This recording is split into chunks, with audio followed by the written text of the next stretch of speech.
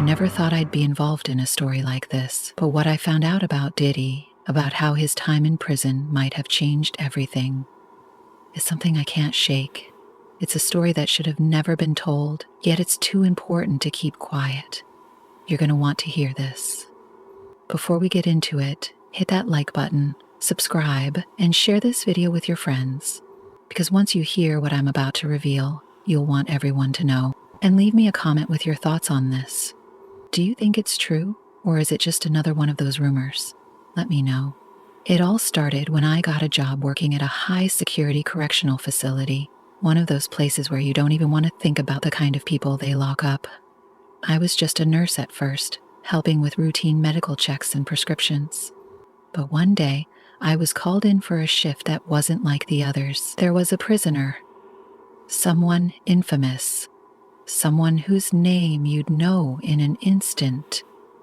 Diddy. No, it wasn't the Diddy we all see on TV. This was the Diddy who'd been sent to prison years ago, the one who'd gone quiet. He wasn't in the media anymore, but that night he came to my clinic, and that's when things started getting strange.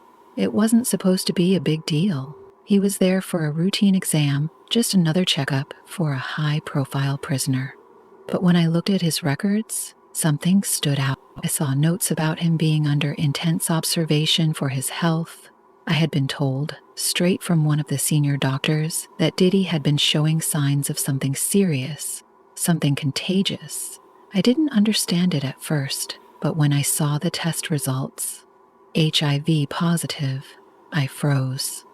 I wasn't supposed to know this. It wasn't public knowledge, not even close. I shouldn't have seen it, but I did, and now I couldn't unsee it. The doctor who ran the test, who confirmed the diagnosis, was someone I trusted, someone I still think about. The thing is, no one talked about how Diddy had ended up in prison in the first place. Rumors swirled for years about how he'd gotten involved in some shady business, got caught up in things he couldn't control, but no one had ever talked about the virus. The real truth behind why Diddy seemed to isolate himself so much after his time in prison. He was always seen wearing long-sleeve shirts, even in the hottest weather, and then it hit me. The virus. It wasn't just a rumor, but this wasn't just about health. It was about what the prison doctors knew. The whispers that traveled the hallways between the staff were enough to send shivers down my spine. Some of the guards and even some of the higher-ups in the facility had known. They knew about his condition, long before I'd seen it in the files. And worse, they knew that it had come from prison. I know what you're thinking. This is just another celebrity scandal, right? But hear me out. This is real. This isn't something that gets swept under the rug. This is a life-altering truth that no one wants to face. Imagine knowing that someone as powerful as Diddy had been in a place where no one could escape their past, where everything he'd done came back to haunt him. Every time he had to show up for a test, every time he had to see a doctor, every moment of his life after that prison stay, he couldn't escape what had happened behind those walls. I had to ask myself, how many people in that facility knew about his status? How many people in his life were oblivious to the truth?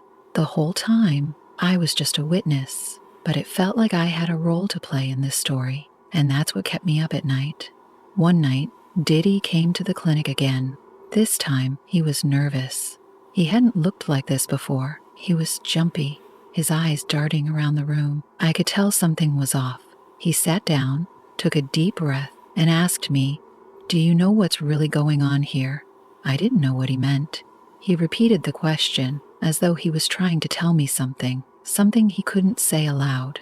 He leaned forward and whispered, "They know. They all know. You don't know what happens when you're in there, but it's different." His voice trailed off, his eyes flickering with something I couldn't name. I tried to get him to elaborate, but he just shook his head.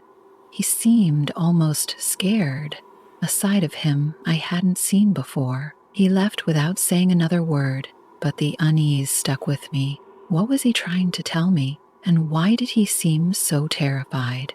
The next day, I heard a rumor from one of the guards. They said Diddy had been transferred to another facility, but no one knew where, and no one could explain why. It was like they wanted him gone, like they wanted to bury him.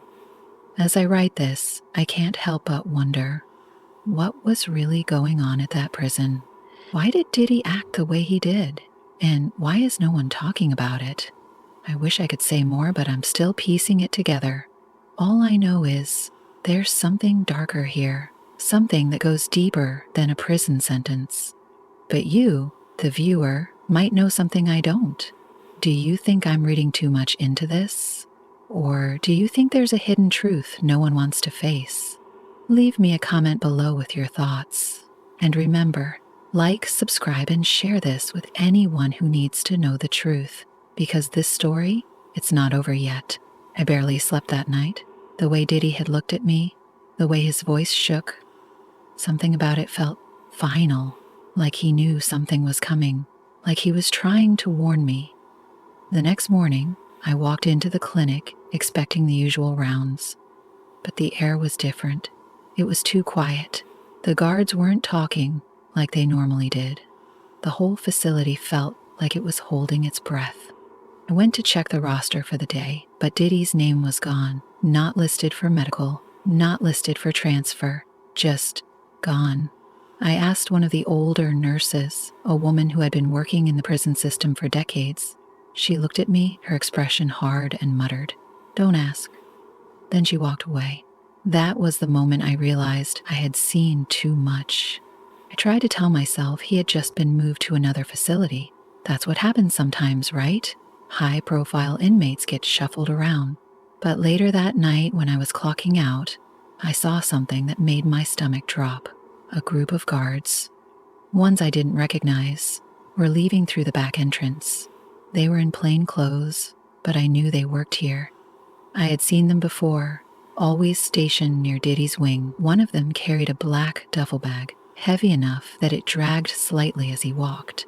Another had a clipboard, which he glanced at before crumpling the paper and shoving it into his pocket. I caught a few words as they passed. "It's handled." My entire body went cold. I knew I had to leave. I didn't know what was going on, but I knew I wasn't safe anymore. That night, I packed my things, planning to quit the job the next morning. But before I could even fall asleep, my phone buzzed. An unknown number. I hesitated, then answered. At first, there was just breathing, slow, steady, deliberate. Then, a voice I didn't recognize whispered, "You're asking too many questions." The call cut off. I sat there, heart pounding, my hands were shaking. That was 2 weeks ago.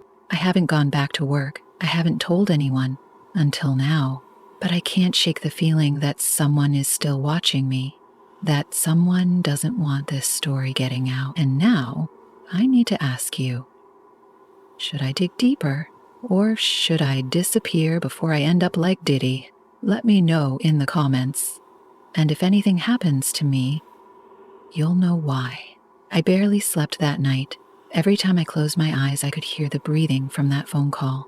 Slow, steady, deliberate, like whoever it was wanted me to know they were still there, watching, listening. The next morning, I checked my apartment door before stepping outside. I don't know why, I just had this gut feeling. That's when I saw it, a single black duffel bag sitting against my door, just like the one I saw those guards carrying. My hands trembled as I unzipped it. The smell hit me first.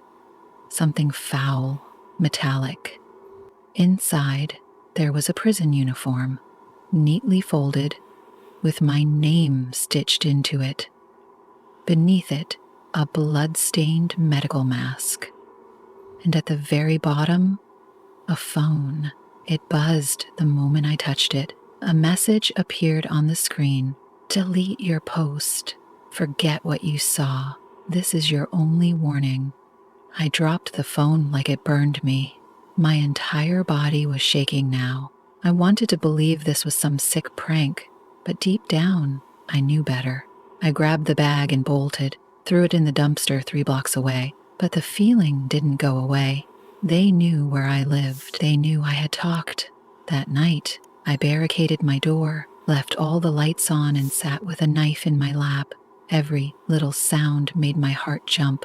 A car passing outside, the creak of the pipes, the hum of the fridge, and then 3 slow knocks on my door. I froze. Another knock, louder this time. I didn't move, didn't breathe. My phone buzzed on the table, a new message from an unknown number. "You're making this harder than it needs to be." I grabbed my phone, turned off the screen, and stayed completely still. The knocking stopped. Silence, and then something slid under the door. A single Polaroid. I forced myself to pick it up. It was a picture of me standing at the dumpster, throwing away the bag. I ran to my window and peered out. Nothing. No cars. No movement. But somehow I knew I wasn't alone. I had a choice. I could delete my post, pretend none of this ever happened. Maybe they'd leave me alone. Or I could run, get out of the city, try to disappear. But part of me already knew the truth. There was no escaping this. I didn't sleep. I didn't eat. Every shadow outside my window felt like someone watching. Every time my phone buzzed, my stomach twisted. I wanted to believe if I ignored it, it would stop. But deep down, I knew better. The next day, I went to work, pretending everything was normal. But when I got to my car that evening, my driver's side door was already unlocked. I was sure I locked it. I always do. My pulse pounded as I slowly opened the door, scanning the interior. That's when I saw it. A single sticky note on my steering wheel. Last warning. That was it. No threats, no explanations, just those 2 words. I turned the key with shaking hands, expecting the engine not to start, or worse, expecting it to explode. But it did start, and the drive home was eerily quiet. No cars followed me, no strange figures stood outside my apartment. But the moment I stepped inside, I knew something was wrong. The smell. It was faint, but it was there. A sickly, metallic scent. The same smell from the duffel bag. I moved slowly, checking each room. Everything looked normal, nothing out of place, until I stepped into my bedroom. My closet door was open. I never leave it open. My stomach dropped. I could feel it. Someone had been in here. Maybe they still were. I forced myself to step closer. And that's when I saw the phone sitting on my bed. Not my phone, a different one. It buzzed. I swallowed hard, reaching for it. The screen lit up with an incoming call. No number, no caller ID. I almost let it ring out, but I couldn't. I had to know. I pressed answer. Silence, then breathing, slow, steady, the same as before, and then a whisper. Not from the phone. From inside the closet. I dropped the phone and ran out the door, down the stairs. I didn't stop until I was outside, gasping for breath in the freezing air. When I finally looked up at my window, my bedroom light was off. I never turned it off. I left that night, got in my car and drove. I don't know where I'm going. I don't know if I'll ever go back. But before I left, I checked my phone one last time. A single notification. Seen, 3:04 a.m. I never sent a message. I never posted anything after the first time. So who the hell was reading my texts? And how much time do I have left? I couldn't breathe. My hand shook as I gripped my phone tighter, eyes locked on the screen. The message wasn't from me. It wasn't even something I recognized. Seen, 3:04 a.m. I scrolled through my messages, feeling the weight of my chest tighten with every passing second. There was nothing out of the ordinary until I saw it, the last message I sent. It was to an unknown number, and I didn't remember doing it. The message read, "I know you're watching me. Stop before it's too late." I didn't type that. I didn't even know who I could have been talking to. My pulse quickened. It didn't make sense. Was I losing my mind? Was it the stress, the paranoia, or something else? I stumbled back to my car, gripping the wheel tightly as I drove. I didn't know where I was going. I just knew that I couldn't stay in that apartment another second. The weight of everything felt suffocating. As I drove, I found myself crossing the bridge into the unknown parts of town, areas I had never ventured into before. The roads seemed deserted, no street lights, only the eerie hum of my engine breaking the silence. I kept my eyes straight ahead, refusing to look in the rearview mirror. But a movement caught my eye, a flash of something dark, a shadow in the corner of the glass. My heart leapt to my throat. Someone was following me. I wasn't imagining it. The headlights behind me were closing in, too fast, too close.